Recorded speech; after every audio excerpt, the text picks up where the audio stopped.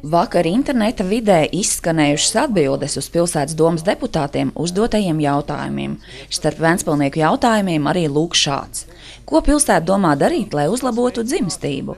Uz šo jautājumu atbildēja Sociālo jautājumu komitejas priekšsēdētājs Aigo Gūtmanis. Bet pie nosacījuma, ka abi vecāki ir deklarēti Ventspilī un arī bērniņš ir deklarēts Ventspilī.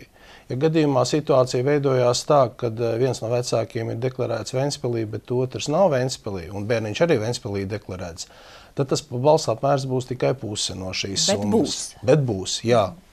Tā kā principā iespējas šo pabalstu dabūt ir.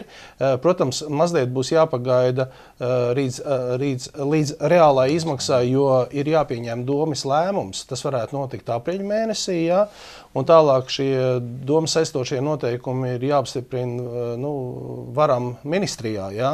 Tad tur arī varētu mēnesis paiet. Jā. Tā kā principā pirmās izmaksas varētu notikt maijā, bet visi bērniņi, kas būs piedzimuši šajā gadā, visiem pabalsts tiks izmaksāts. Jau pavisam drīz bērniņu gaidošās ģimenes saņems dāvinājumu 156,52 € bērniņam piedzimstot, bet tās ģimenes, kam piešķirts maznodrošinātā status, varēs saņemt kā līdz šim 170,70 €.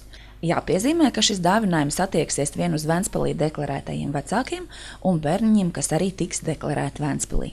Gonda Pūrnieciņa, Žodziņš, Kurzemes televīzija.